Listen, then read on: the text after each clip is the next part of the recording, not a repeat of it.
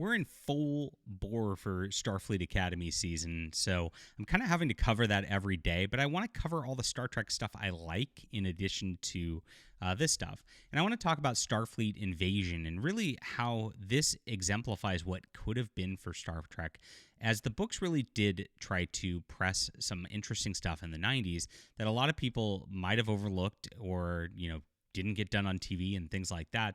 And what they started with this was really moving a lot of crossovers. And they do these like annual crossovers for a couple of years between the series where they'd have different themes. This was the real first one that got done. Then they did Day of Honor, which tied in with the Voyager episode and the like, where B'Elanna was paying attention to what was going on with her situation there.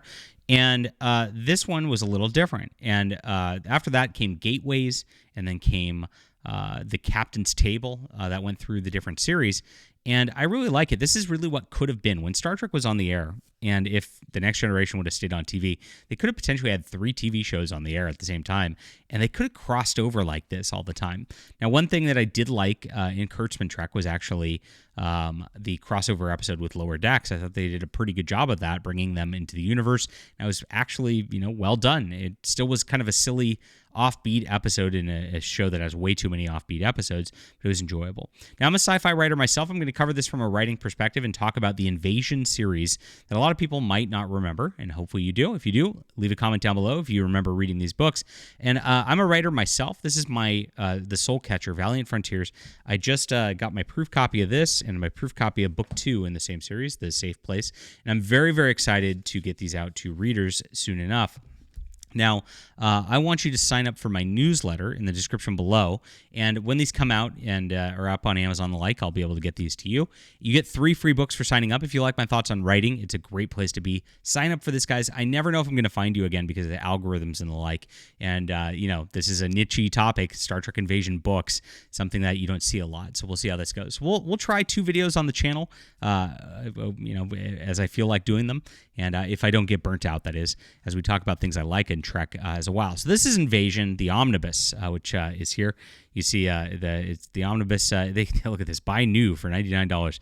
Don't worry, guys. There's a lot that you can get them pretty cheap, and there's book versions that are not omnibuses as well, so you can get them that way.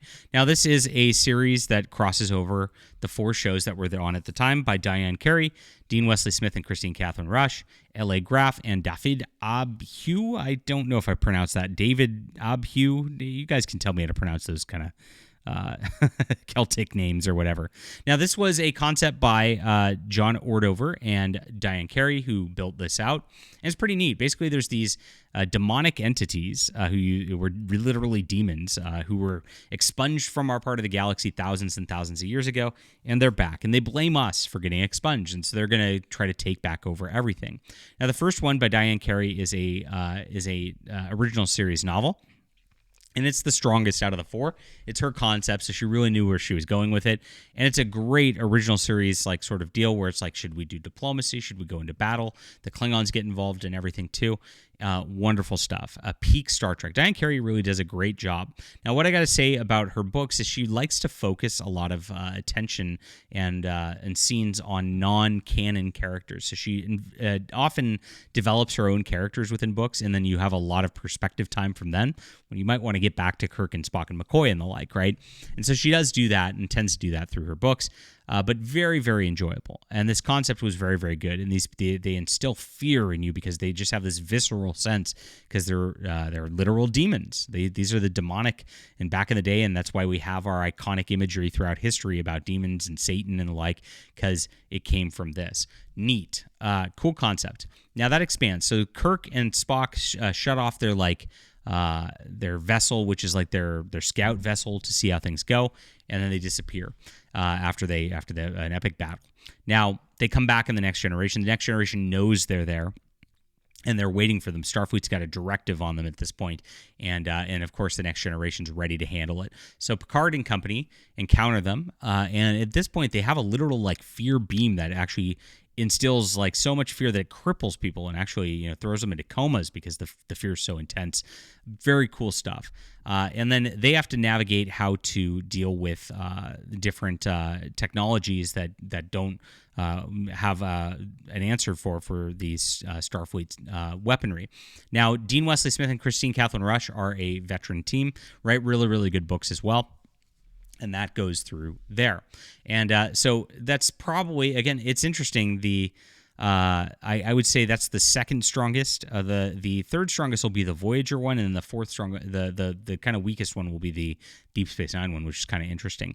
Now, these two actually are enough right here to where you might have enough of a concept to just end it there. And I think you'd enjoy it as a Next Generation TNG crossover. But they wanted to do more with it. And so TNG shut down. They're building a wormhole to get their entire fleet to come through, and TNG shuts it down in a very, very emotional moment for Riker, who loses a friend in the process. It's really good. And that's that. So then it kind of gets a little weaker as a deal. Now, Deep Space Nine actually has the best concept out of any of them and felt like a real Deep Space Nine episode. DS9, they find a destroyed Defiant from the past, and this destroyed Defiant comes back with a Dax symbiont in stasis who tries to warn them about what's going on. And the Furies don't actually exist in this, and the invasion doesn't. They're not actually a part of this. But the creatures who drove the Furies out of the space are the problem here. And so we learn who those were, which are basically these weird organisms that ingest people and are a disaster. And those are crazy. And we end up having a crazy plot of trying to stop the time travel that happened that happens around the Bajoran wormhole with the plot here. It gets a little convoluted, I gotta say. And so while the concept's really cool, and the investigation into the past mystery is really cool, the Dax symbiont elements are really cool science fiction. A lot of great concepts in here. The execution feels very padded out, and then it gets a little messy because there's another storyline involving Bajoran insurgents, which all ties in together. But it's a lot to deal with in this. So I felt like that was the weakest book out of the series so far.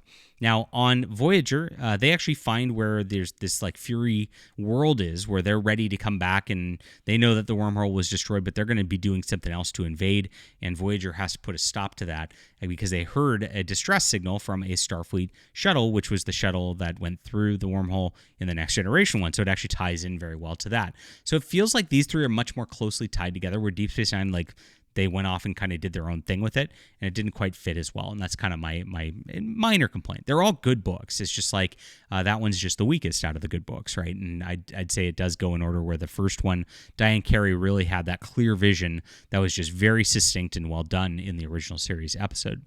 So there's discussion of it on Trek BBS, and this is a wonderful book series, like I said.